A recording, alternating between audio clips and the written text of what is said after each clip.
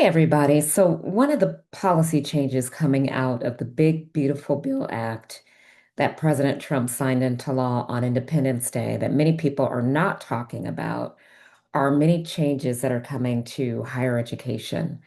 Much of actually don't go into effect until next year, July of next year. These policy changes will have a direct impact on students who heavily rely on financial aid, in particular, student loans, federal student loans, that is, to finance their college and graduate school education. And these loans typically are heavily relied on by students of color, by low-income students, students that are first-generation college students, because oftentimes these students don't have as many resources. And so let's talk about some of these changes that came out of the One Big Beautiful Bill Act and the impact that it will have on college for historically non-traditional students. My name is Monica. Thank you for joining me for another episode of the Holy Politician podcast.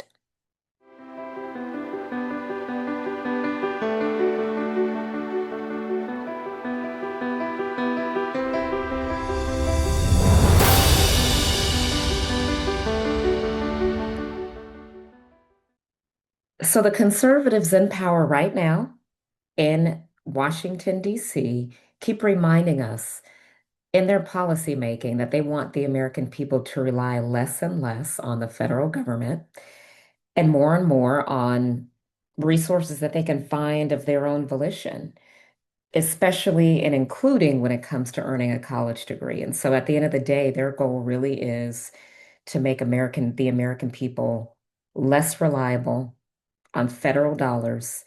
And their goal is to cut spending, it's to reduce waste, and to force all of us into self-sufficiency. Now, the question is that a bad thing when we are in what now like a $39 trillion deficit or something that's astronomical and almost unquantifiable, right? And so the changes that are coming to federal policy that will go into effect in July of next year that affect higher education are interesting. First, the one that I want to talk about immediately is there is now a maximum amount that you will be able to borrow from the federal government to fund your higher education. And so that amount is now going to be capped. And historically, this has not been the case. But now that amount, the most that you can borrow from the federal government is $257,000. Now, I'm not sure how they came up with that figure. I mean, obviously, they probably took into consideration the cost of education right now, which is through the roof. At schools in DC right now, at Georgetown University, American University, it's 70 to $80,000 a year to go to school. A year. Now, this includes campus housing and other fees, but that's crazy. That's insane. Who could afford that? And so the maximum amount that you can borrow from the federal government is going to be capped at $257,000 for the lifetime. So that's undergraduate school, that's graduate school, and so that is significant, right? And so let's break this down by looking specifically at Howard University as an example. Since Howard, right now, my alma mater, is in the midst of their own kind of financial drama and financial aid drama and scandal, which I'll talk about in a minute.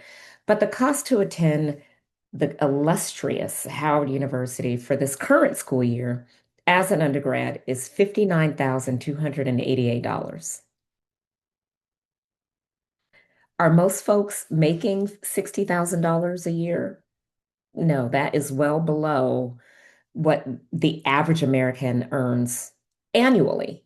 But that number multiplied by four totals 152 dollars.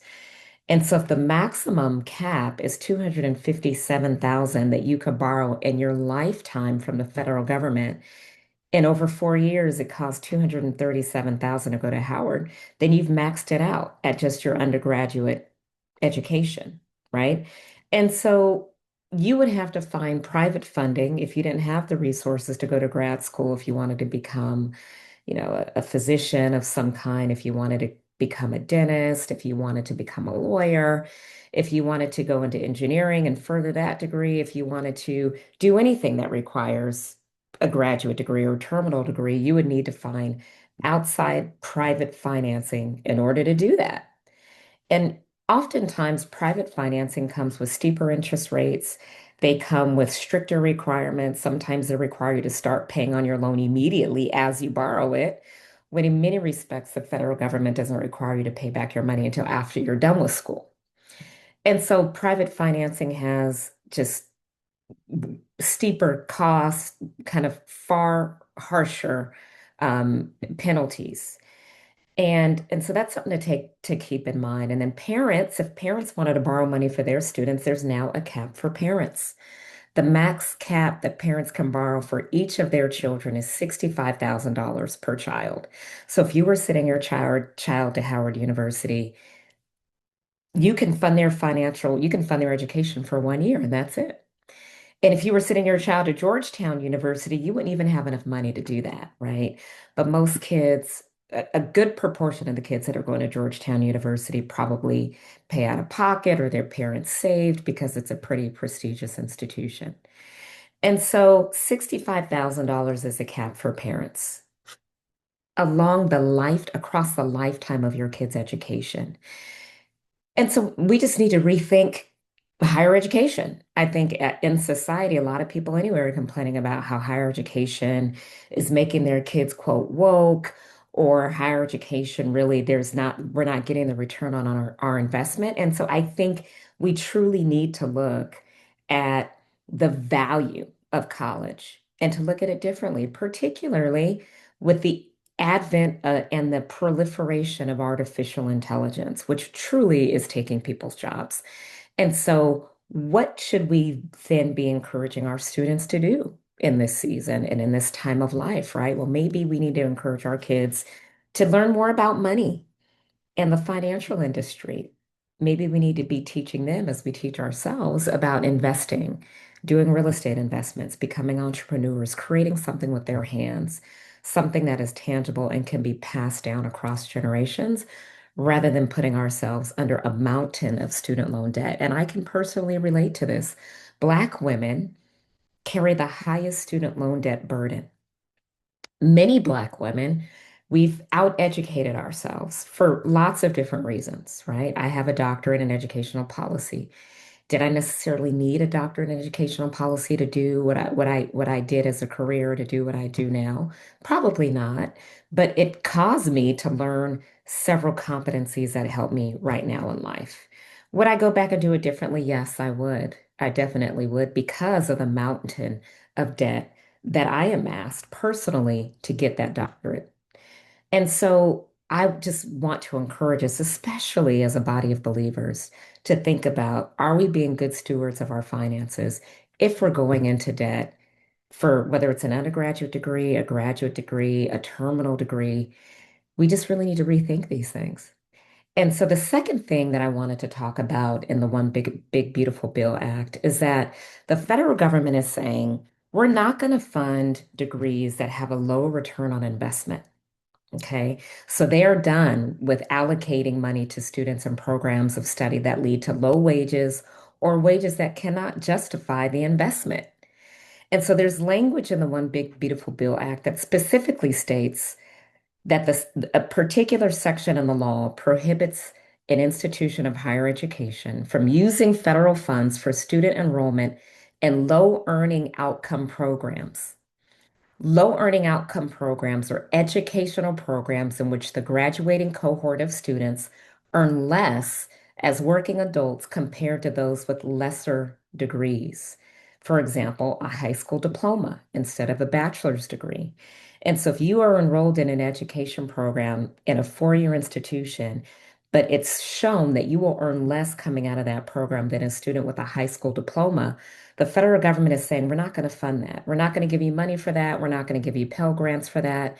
And so this applies to programs like a bachelor's degree in visual and performing arts, where the median early career earnings are only about $22,000, which are significantly below a high school benchmark of $32,000 for somebody who didn't even earn a college degree and is making $32,000. And to me, that's strategic because you are not showing a return on that investment. These are other degrees that apparently have a low ROI, are bachelor's degrees in English language and literature. So if you want to study lit, if you are looking for a degree, an undergraduate degree in psychology where the earnings also are below the threshold, the federal government is saying we're not interested in funding these programs anymore, right?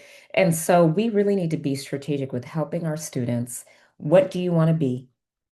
Okay, give them opportunities for internship programs and fellowship programs when they're still in high school. Put them in specific jobs where they can shadow somebody so that they can see whether or not this is something that they want to spend time doing. And I recognize that it takes us sometimes years to figure out what our purpose is and who we want to be. But if your kid is really not focused on going to a four-year university and you just want them to go because it's prestigious or it sounds great, send your kid to community college. Let them work part-time as a waitress or let them work at Chick-fil-A or somewhere where they can start to work a job. But also, you can afford to send them to community college, right? So that student loans don't become the thing that precludes them from being homeowners later in life, or student loans aren't kind of overshadowing your debt as a parent. And so now lately there has been some consternation and some tensions and some drama on social media and confusion about my alma mater, Howard University, regarding student balances. Now, allegedly, these balances appeared out of nowhere, causing students to set up GoFundMe accounts to pay off the cost of their college tuition. And there's a particular clip of this woman who calls herself the Scholarship College Mama, who's dug into this issue at Howard. And a lot of what she's saying it has actually been corroborated by existing students and existing parents. Watch this clip. On June 4th, students and families received emails in a very threatening tone. Howard wanted their money and they wanted it now. Immediate payment with threats of collections if they didn't get their money. Some housing fees were doubled at the last minute. Some students were charged for last year's room and last year's board after all of that had been marked paid. Here's where it gets weird and suspicious. Some students and some families are being offered aid and loans and payment plans while other families and other students are being denied aid, denied loans, and denied payment plans. Some families have been told they have until July 31st to pay, and some families have until August 29th to pay. Now, why is that? The scholarships that the kids are winning and getting, they're not being allowed to apply that to their old prior balance. Of course, students and parents and families are reporting no communication, rude communication, unhelpful communication. People are even trying to reach out to the president and the trustee board with no luck. One family I talked to said they had a zero balance, they received a refund check, and now Howard is trying to charge them for that refund check to get that money back for their clerical error. Students are also being mistreated by their professors, ignored by administration. And so, personally, I went to Howard, and there's an interesting fun fact about HBCUs. Okay, obviously, we know that these are historically Black colleges and universities, and many of them were founded after slavery ended in the mid 1800s. Howard was founded in 1867, and it is an institution that has provided so much opportunity for Black kids to go when they didn't have opportunities to go to other colleges, to go to college and get a degree. But even now, they typically admit students whose GPAs aren't the highest.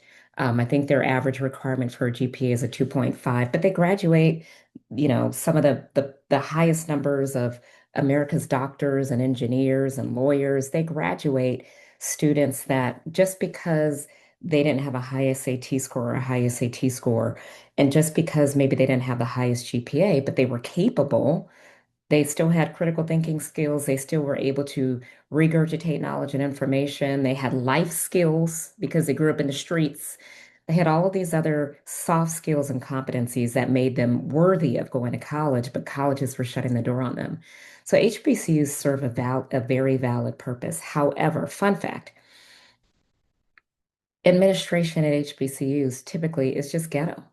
The workers there, a lot of them This is my experience. This is what I've heard. I'm sure if there was research, there's probably been research done on this, but a lot of them, you have to wait in long lines for financial aid questions. You have to wait in long lines just to get to enroll in classes back in my day. There is no customer service in many of these HPs. They just don't care. It's like they don't realize that, first of all, the culture really stinks. They need leadership development and training. There's no emotional intelligence. The people there probably aren't getting paid a whole lot, so they probably don't like their jobs for that reason. And it's like they're doing you a favor by answering emails. They're doing you a favor by picking up the phone when they work there. And so what she's talking about is a lack of customer service. This is a real thing at historically Black colleges and universities. So something needs to be changed about that culture because it stinks. And it's not a good example for students who, for the first time, are leaving their homes to see, well, what is the real world like? So that is a reality. But I was really curious about this story and I looked into it a bit. I really wanted to see to what extent are kids trying like looking for additional resources, right? And so I went to GoFundMe because I learned about this story of this young girl in California that was crying profusely because her dream was to go to Howard, and she realized the One Big Beautiful Bill Act might stop her from doing that, which is not really true, even though there is some connection to that. But I went on GoFundMe and I typed in Howard University, and this is what I saw. So you can go to GoFundMe yourself and type in Howard University in the search bar. And once you do that, you are going to see more than 500 entries of students that are looking for resources to support their education at Howard University. A lot of these kids are currently enrolled at Howard University and need support. This one says, "Help me cross the finish line at Howard University." And her name is uh, Nydia Arnold. Nydia Arnold is asking for $32,000. I never thought that my last year of college would be so uncertain as a senior at Howard University. I've worked so hard to get here, right? My mother was unfortunately rejected the Parent Plus loan this past academic year. And fun fact, Parent Plus loans are going away under the One Big Beautiful Bill Act. She said she struggled to pay it down on her own. The bursar's office recently notified her that her student account will be placed in collections if I do not resolve my balance. There are some students that are saying that their existing scholarships at Howard University are now null and void, and that Howard is not honoring their Howard University designated scholarship to pay off their balances.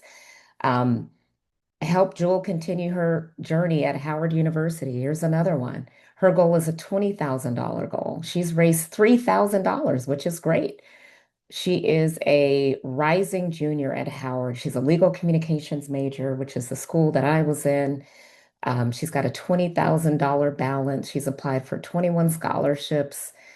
She cannot register for fall 2025 until she pays down her balance. And so when I say that there are hundreds of these entries, 500 plus results, this is only 48 of 500.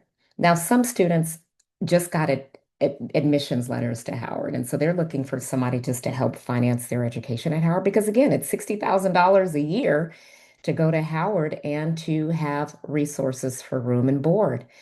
And so there are lots of concerns regarding how students are going to be able to afford to remain at Howard University and whether or not, you know, parents are really just going to be able to afford to send their kids to college, just in general anymore. So again, I think we really, really, really need to be prayerful about this issue. These recent changes to the One Big Beautiful Bill Act, right? It changes that maybe need to go in effect, right? Because we don't need to be taking on that much debt to go to college, particularly if we have a hard time paying that debt off. So we need to be more strategic. We need to be more mindful, but we also need to be aware that um, we need to find some kind of new phenomenon for kids. We need to pray and ask God, what are you showing us in this season about higher education? What do we need to be doing to help our kids find and pursue their purpose at an earlier age so that we're not wasting resources, so that we are being good stewards not only of our children's lives and our children's lives, but good stewards of the finances that God has blessed us with. And so I think this is a wake-up call yet again for institutions of higher learning, for students and their families. God doesn't want us to rely on anybody but Him. And a lot of these institutions have propagated lies. They've propagated an ungodly, anti-God agenda, and just things are being exposed in this season. And this is just another one of those examples. Let's stay prayerful for these young kids who a lot of them kind of are just, collateral damage. They're collateral damage from a system that was really not set up to help them truly thrive and be successful like they could. A lot of these young kids are going to be in debt for a long time and might have a hard time paying off their debt. And so we just need to pray that God will give us the strategy so that we can help our babies to thrive in life and not necessarily be dependent on a traditional institution of higher learning. So I appreciate you watching. I hope that you learned something today and that you will take this away with you. If you haven't yet subscribed, I'd encourage you to do that now. Take care. God bless.